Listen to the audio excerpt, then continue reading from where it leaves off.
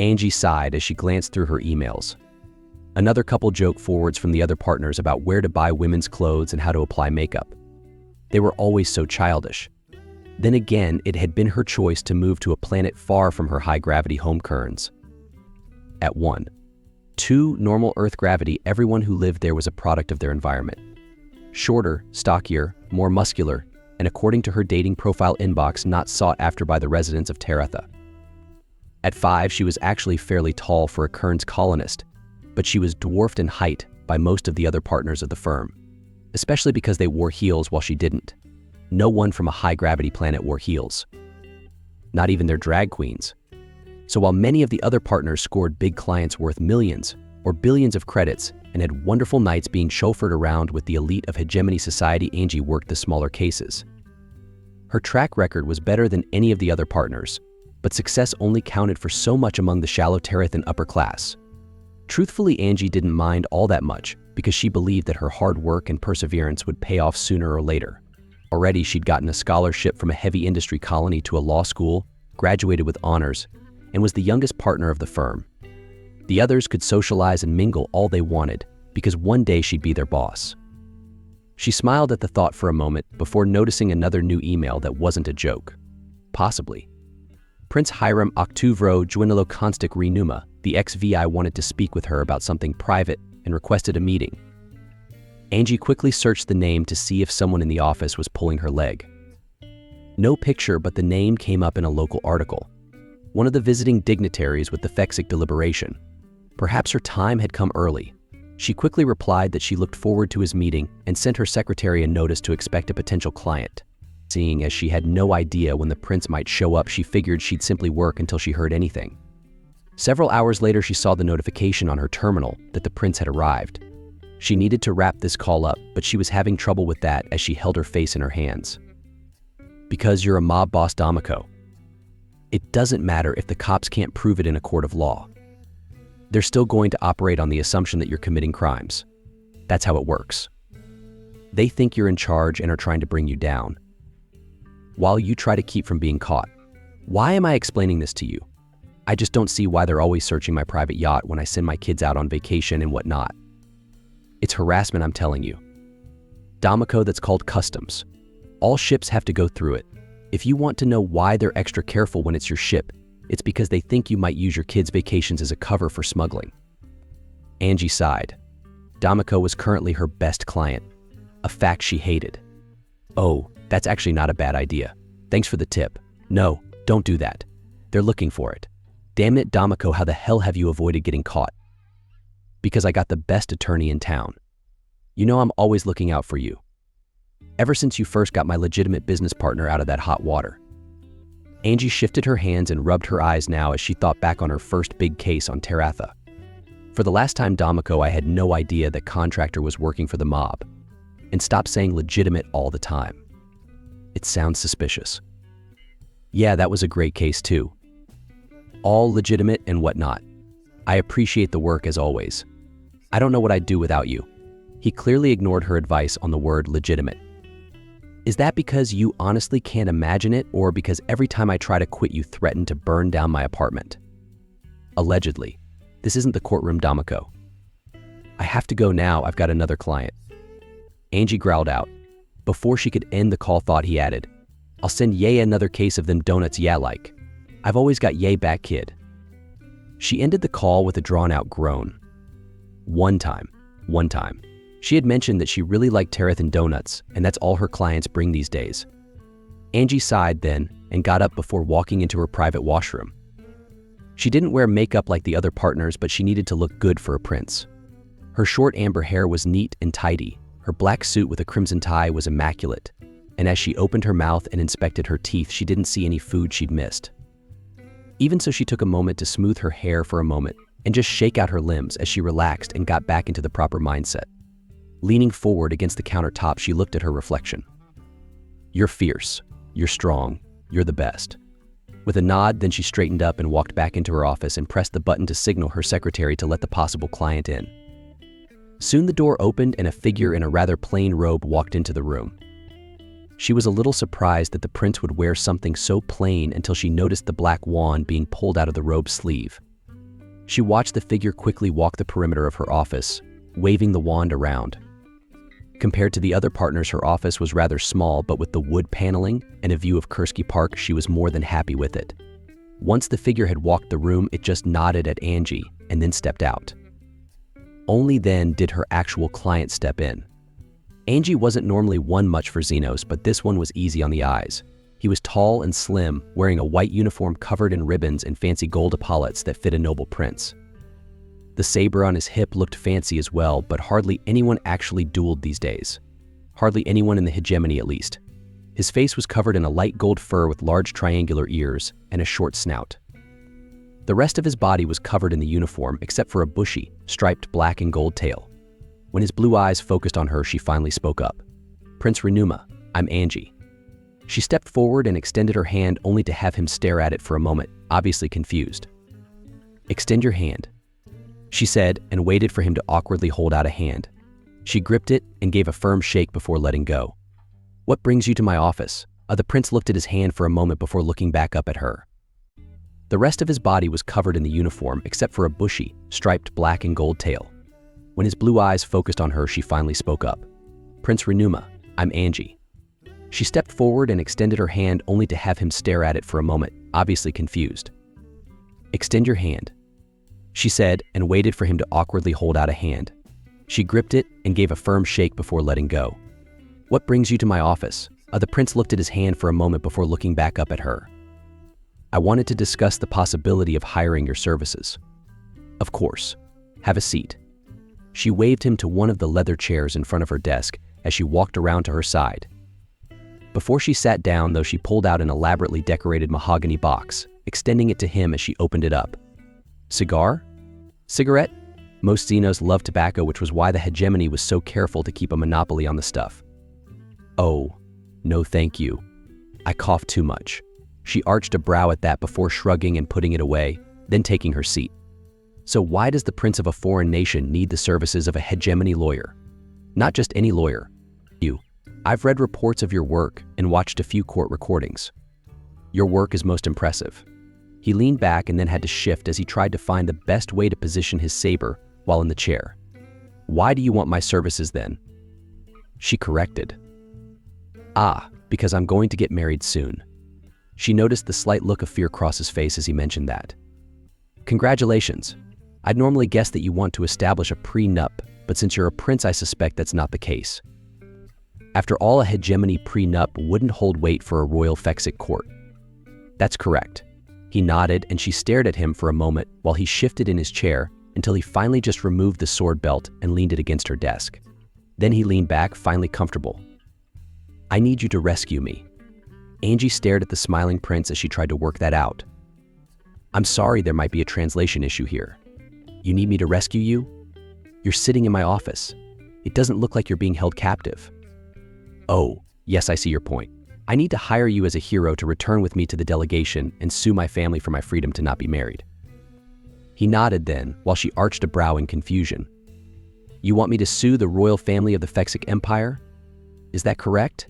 "I have my suspicions that it won't work. For one, I'm a hegemony lawyer and not very familiar with Fexic law. On top of that, it's the royal family. Can't they just toss the case out? What's wrong with your betrothed anyway? She's a Kirschmid." "The flesh-eating beetles?" "Yes. My family thinks that a marriage would strengthen our nations for a coming war with the Protectorate. However, I've recently learned that Kirschmids often eat their mates when they're done. Mating." He looked both disgusted and worried about the prospect. "Yes, I can see how that might spoil the honeymoon." Angie muttered. "Let's go back a moment. You said you need a hero, but I'm a lawyer." "Oh, well, there isn't a better term for it in human. Our language is referred to as English." She corrected. "Yes, sorry. It's difficult keeping all the languages straight in my head." "I'm glad you're so understanding of my mistakes." His English was probably better than hers, aside from a minor mistake here and there, but she didn't tell him that. A hero is a legal position, sort of our champion or representative for court. Well, hero in English is a singular masculine term. You do know I'm not a male, yes. With her stout build and muscles, a few Xenos, and even some humans had mistaken her for a male over the years. Why would I think otherwise? Stout features, strong muscular frame, aggressive attitude. Those are all female characteristics, aren't they?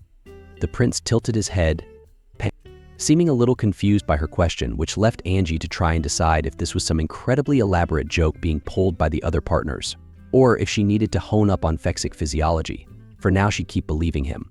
Well, the proper term then would be heroin. Isn't that a type of drug? He asked and tilted his head again. No, that would be heroin. Heroin. Heroin. Those are all female characteristics, aren't they? The prince tilted his head, seeming a little confused by her question, which left Angie to try and decide if this was some incredibly elaborate joke being pulled by the other partners, or if she needed to hone up on fexic physiology. For now, she'd keep believing him. Well, the proper term then would be heroin. Isn't that a type of drug? He asked and tilted his head again. No, that would be heroin. Heroin. Heroin. She carefully enunciated each word for him to better understand. Well, then you are the heroine I desire. He smiled. She closed her eyes and shook her head for a moment as she tried to sort through their conversation. Let me see if I'm understanding you correctly. You want to hire me as a heroine to sue your family into letting you not marry a flesh-eating beetle? Yes, that's correct. If you're worried about our court system, it's not all that different. There's a judge, a defense, and prosecution. You argue your points, and the judge makes a decision. As I said, I've watched some of you trials. You carry yourself with much confidence and conviction. You'd be perfect. While as a human, I strongly agree with the idea that a person should be free to choose who they marry. This all sounds like it's a bit out of my league. I insist that it's not. However, you'd need to return with me today to the embassy, as if they discover my absence, they'll make sure not to let me sneak out again, and won't let you enter without me as your escort. Angie shook her head. Now this really sounds like a bit much. I have no idea what sort of trial to expect. I don't have any documents prepared. Plus, I certainly don't have a defense planned. I should point out that, as one of the oldest princes, I legally own several planets and a small fleet. If you represent me, you'd have incredible riches at your disposal to cover any legal fees, and then some. While there will be many other resources, I can promise you a direct 100 million credit bonus for winning the case. Angie pressed a button on her terminal to open a line to her secretary. Tina, if anyone calls for me, tell them I'll be out of the office for the rest of the day. Then she stood up and motioned for the door. Let's not keep your family waiting then, shall we? The prince smiled and stood, fastening the saber back to his uniform belt. You're a natural-born heroine. This is so exciting. Like a classic fairy tale where the distressed prince is saved by a strong barbarian from the wastes. Angie swore on every god that could hear her if this was some sort of practical joke, she'd be punching people in the face.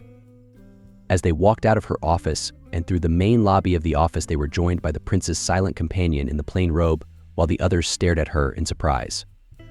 She just smiled at their shock. Yes, that's right. I'm the one who got hired by a crown prince, not any of you.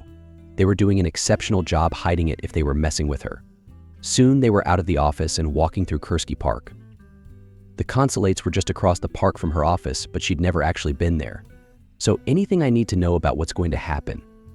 She asked as they walked along gently curving paths that lead through the manicured gardens. My mother will protest, of course. The royal vizier will take her side in the trial. If everything goes well, however, the trial will be over in a few hours. A few hours? That doesn't give me much time to formulate a defense. Angie protested. I'm telling you that once you're in the midst of trial, it will come naturally. You've got all the instinct already. Besides, I'm the one who's really at risk if you lose. Angie shrugged a little, conceding his point. Soon they were through the park and approaching the impressive estate that served as the Fexic consulate. It looked like one of the museums her partners visited to mingle with their clients. There were some very stout-looking guards in front of the entrance that looked very different from the prince. In fact, they looked much more like Angie herself, stout and muscular. Their ears were also more rounded and their tails lacked the stripes the prince had. The gleaming laser pikes they held were very old-fashioned, but the shock guns on their belts were brand new. They looked a little confused as the prince walked up the stairs to the entrance to the consulate, but didn't stop him.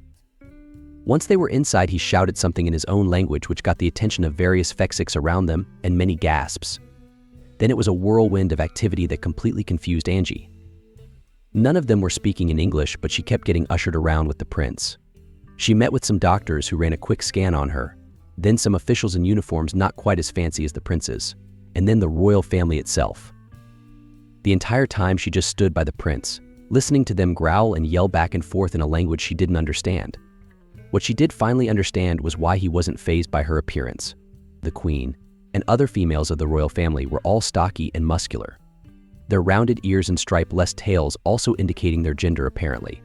She was so used to dealing with other humans she totally forgot plenty of other species had very distinct gender dimorphisms. Either way, just like he'd said, the queen was pissed. The other nobility were shocked, but seemed to agree with something the prince was saying. Eventually she was face to face with a fexic that was wearing some sort of leather armor. She had gray fur but blue paint drawn in patterns along her exposed arms and legs. The Grand Vizier apparently as the prince finally started to translate. Before the trial begins, you're allowed to choose how to proceed. If you want to change your attire or get any other objects for the defense. My attire? This is the only suit I've got. You made this seem urgent, so I came along. I don't even have my briefcase papers or tablet, so I'll have to make do with my wits, I suppose. The prince spoke to the others and there were gasps and murmurs which made her feel like there were several things she wasn't being told. Very traditional. They respect that. The prince said with a nod. Then he led her down some stairs and they were soon in a circular pit with a sandy floor. Nobles were taking seats up above the pit, and there was a very old-looking fexic woman who shuffled out into a massive throne. The queen only got to sit next to her, so perhaps the old woman was the judge. "Where are we?" Angie asked as she looked up at the Xenos. "We're in court. I wish you luck." He patted her shoulder and quickly left, while she looked around the sandy pit in confusion as the vizier soon joined her, now wearing a set of simple clothing instead of the armor from earlier. The court is now in session. The old woman up top whispered out, but her voice was projected by speakers set in the walls. As the defense for the royal family, the vizier argues first. She nodded to the vizier, who nodded back. Angie expected them to explain how this would all work, but instead, as she turned to face the vizier, the Xeno punched her in the face. The royal family is beholden to the interests of the people. Angie staggered back before recovering, and then quickly ducking under another swing. The vizier growled and then quickly darted forward and landed a body blow to Angie's stomach, making her gasp out. The emotions of an individual prince are not grounds for changing foreign relations. Angie pulled her arms up then to start blocking the incoming blows. But even though she was blocking the attacks from doing much, it allowed the vizier to keep talking. Our empire operates in the interest of strengthening its people and extending its borders. Our traditions date back centuries. No member of the hegemony holds title based on heritage and as such offers no benefit to the royal family. This heroine shall be dispatched. The prince shall submit. And the marriage with the Kirschmids shall continue. Angie panted a bit as the vizier pulled back. Her ribs hurts, there was some blood dripping from her lips, and her arms were sore from trying to block those punches. But more importantly, she was pissed. The prosecution is now free to argue. The old fexic murmured. Angie darted forward, arms up as she feigned a straight jab, waiting for the vizier to tense for it, only to surprise her by kicking the vizier in the shin. As the Xeno stumbled a bit, Angie did actually follow through with a punch, feeling her fist glance off the vizier's cheek. How can a royal family claim to operate in the best interests of their people if they force their own children into political unions devoid of choice or concern? As the vizier staggered back and pulled her own arms up for defense, Angie quickly followed, delivering 2 quick hooks into the Xeno's ribs.